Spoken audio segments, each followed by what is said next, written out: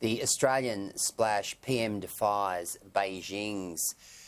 China threatens backlash over scrapping of Belt and Road deals.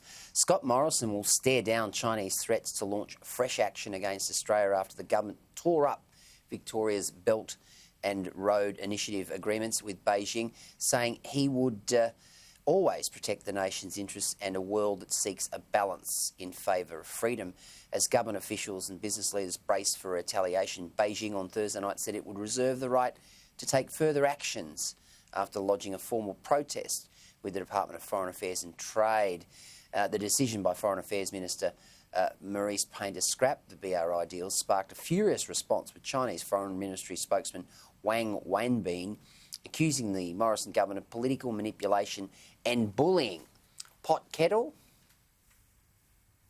Peter, yeah, I enjoyed hearing him speak, wasn't he? And he had the whole bovine analogy. He was making all these cow reference, that China was not a cow to be milked, and all these analogies. It was quite a curious, amusing kind of. It was a bit of a takedown. It was a bit of an attack, but it was done in quite a amusing fashion. So look, obviously there'll be tough talk, and this has been going on for some time. But you got the sense there was real political unity on this, whereas in the past, sometimes the Labor Party's been sort of a bit wishy-washy, where they've tried to attack the government and haven't always necessarily had a united stance on foreign policy. But I found it interesting that right across the board, this was pretty much agreed upon. So Australia's still, playing this balance of being tough, but still, so dependent economically. The Age and the Sydney Morning Herald both have the same splash, Tanveer. No Pfizer for over 50s as India flights cut.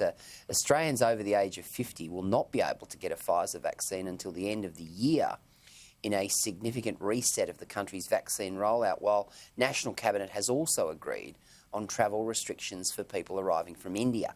Under the new vaccine plan, people over 50 will get access to an AstraZeneca vaccination sooner than originally planned, while the Pfizer vaccine will be prioritised for younger critical workers and vulnerable aged care residents yet to be immunised. Now, of course, we saw Scott Morrison meeting twice this week with National Cabinet. He's obviously taking the whole vaccination rollout to another level, as he should, because right now, while we've been lauding the federal government for its fiscal and health response thus far, the vaccination rollout, not good. Yeah, it has been bungled somewhat. It's certainly been at least perceived to be bungled. And they're scrambling, with the AstraZeneca, with the blows to that. I mean, I still think Australia's had amongst the most cautious responses in the world with AstraZeneca. But now they really need to conserve these Pfizer doses. They've ordered a whole bunch more, but it may not come till towards the end of the year.